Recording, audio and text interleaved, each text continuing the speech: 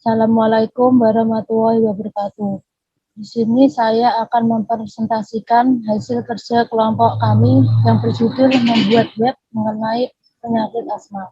Kelompok kami terdiri dari Yumna Pratesti Santoso dengan NIM 53057, Setio Adi Sasono dengan NIM 53073, Jibrika Aulia Irhamni dengan NIM 53094, dan saya sendiri Hilma Liana Intan Darani dengan NIM 53095.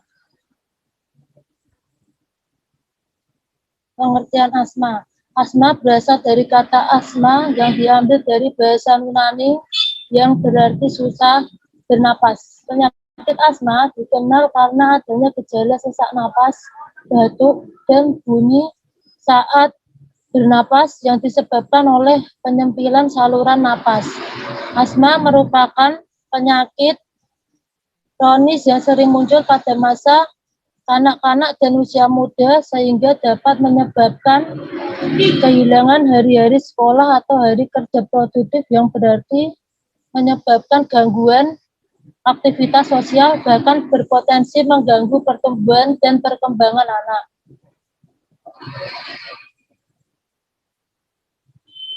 Berikut ini tabel data mining. Data mining adalah proses mencari pola atau informasi menarik dalam data terpilih dengan menggunakan teknik atau metode tertentu. Teknik metode atau algoritma dalam data mining sangat bervariasi. Pemilihan metode atau algoritma yang tepat sangat bergantung pada tujuan dan proses knowledge discovery in database atau KDB secara keseluruhan.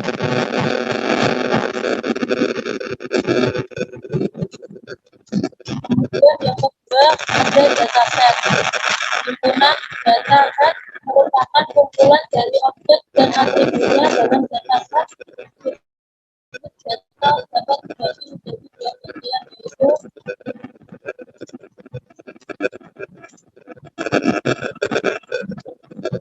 satu, data training. Data training adalah data yang digunakan untuk perhitungan probabilitas dari data berdasarkan data pembelajaran yang dilakukan. Data training merupakan data yang sebelumnya sudah ada sesuai fakta.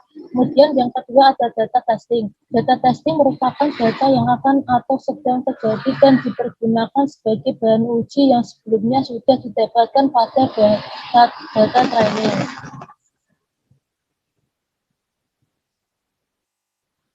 Kemudian slide berikutnya akan dilanjutkan teman saya Jibrika Aulia.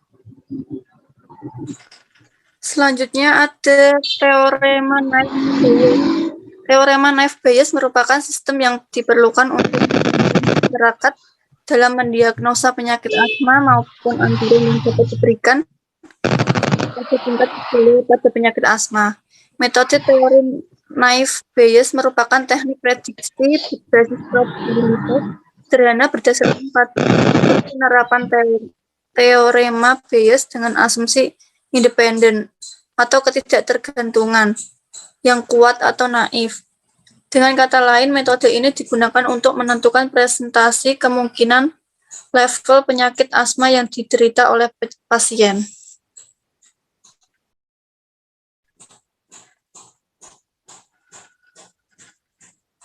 Level atau hipotesmi pada penyakit asma. Penyakit asma mempunyai level tingkat keparahan, diantaranya yang pertama ada asma akut, asma kronis, dan asma periodik.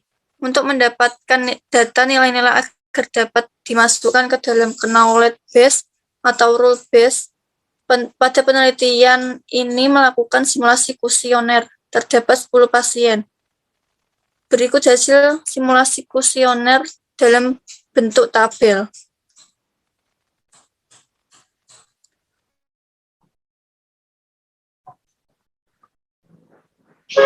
Di sini saya akan menjelaskan tentang aplikasi data mining untuk penyakit asma. Di sini ada daftar gejala. Yang pertama ada bunyi saat bernafas, yang kedua batuk, yang ketiga sesak nafas tiba-tiba, yang keempat intensitas sesak nafas yang berat, yang kelima dada terasa berat, yang keenam gelisah, yang ketujuh sering sesak napas, yang ke-8 sering sesak ringan sampai berat, yang ke-9 bunyi napas kadang dengar kadang tidak, yang ke-10 kadang ada batuk, yang ke-11 sesak napas akibat suatu seperti debu, asap dan udara. Di sini nilai-nilai gejala akut, gejala kronik, gejala periodik. Di sini daftar penyakit.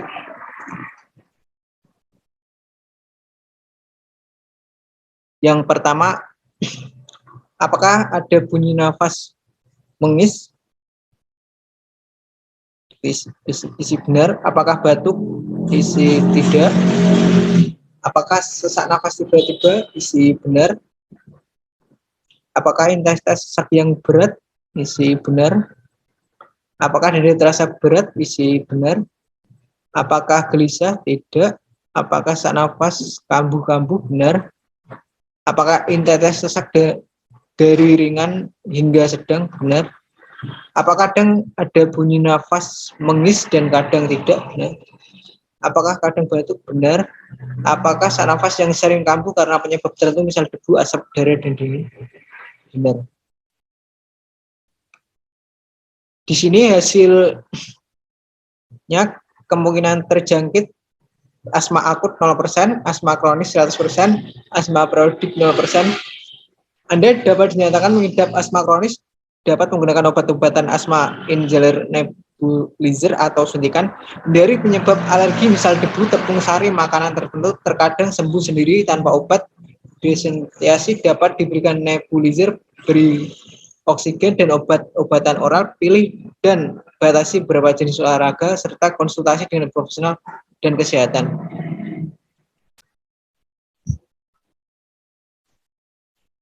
Untuk di penelitian ini didapatkan menggunakan sebuah data dengan 10 pasien. Dengan pasien pertama dia mengalami sesak ya, batuk ya, mengi tidak. Maka dengan beberapa gejala tersebut, pasien pertama dianggap dengan hipotesis asma akut. Yang kedua, pasien yang kedua sesak tidak, batuk ya, mengi tidak. Maka didapatkan hipotesis bahwa pasien yang kedua mengalami asma kronis, dan seterusnya seperti pada kolom D sampai pasien ke-10. Dan ini saya masukkan ke dalam software Rapid Manner.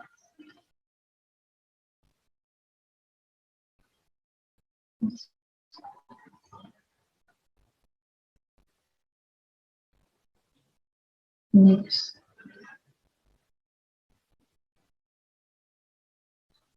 Kemudian setelah dataset saya inputkan atau saya import, kemudian pada kolom operation saya mencari read Excel, saya importkan datanya, kemudian saya cari base, kemudian saya cari cross validation. Di dalam proses cross validation saya berikan lagi proses base dan kemudian performance. Kemudian saya sambungkan beberapa untuk kabel-kabelnya atau relasinya, kemudian didapatkan dengan hasil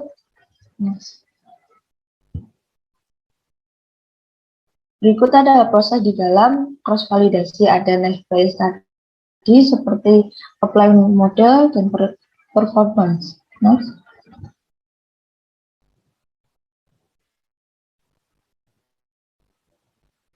Nah, hasil dari Rapid Manner sendiri dapat dikatakan bahwa asma periodik memiliki peluang yang paling besar.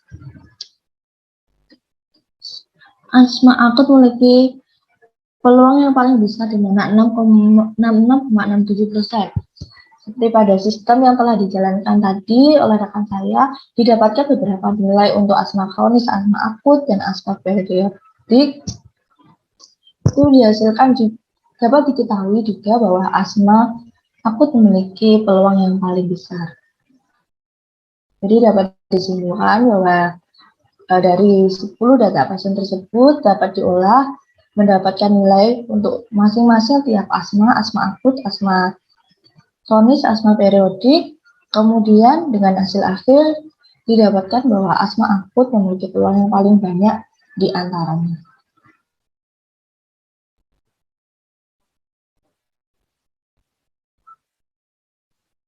Sekian presentasi dari kelompok kami. Apabila ada perkataan yang salah, saya mohon maaf. Assalamualaikum warahmatullahi wabarakatuh.